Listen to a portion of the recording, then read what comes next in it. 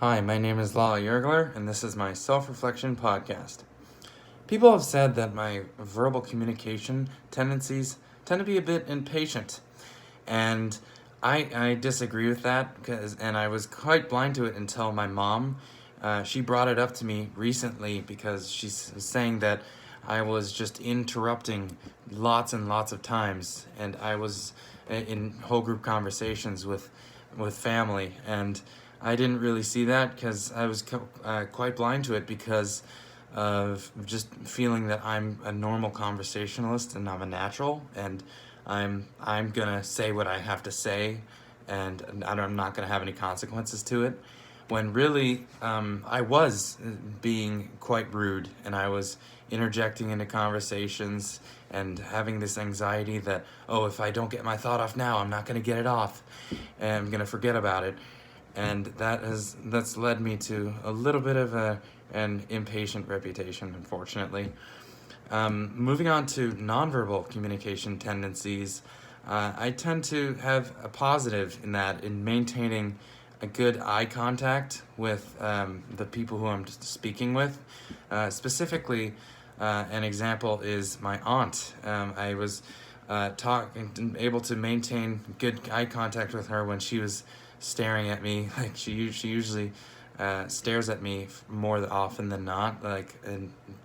Whereas my parents, they don't really maintain eye contact the entire time the way my aunt does. But I was able to maintain a good balance of moving my head around, and also keeping eye contact and keeping focus in the conversation. I avoided also using verbal clutter, and I know that's verbal communication tendency, but that avoiding verbal clutter really helped me maintain good eye contact. It stopped me from, moving my head around and thinking. It stopped me from doing that, and it really helped. Um, Moving on to lastly, we have what can we improve?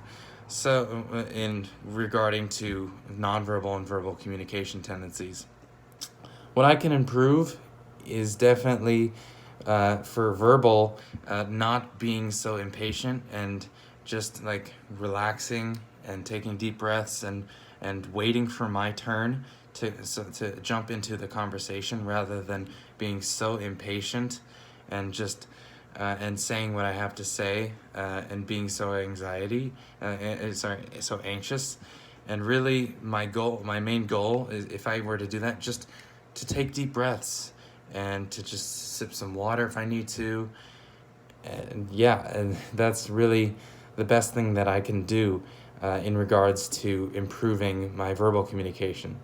In regards to improving my nonverbal, I can always have more eye contact with whoever I'm speaking with, and I can work on just not drifting off, because I have an ADD, attention deficit disorder, and it causes me to drift off quite a bit, and so I can maybe just pinch myself a little bit. I don't know if that counts as a nonverbal communication tendency, but I could just pinch myself and let myself know that, hey, I gotta make eye contact with this person because I don't want this person to think that I'm uninterested in the conversation at hand. Anyway, that is my self podcast. I thank you very much for watching, and have a good night.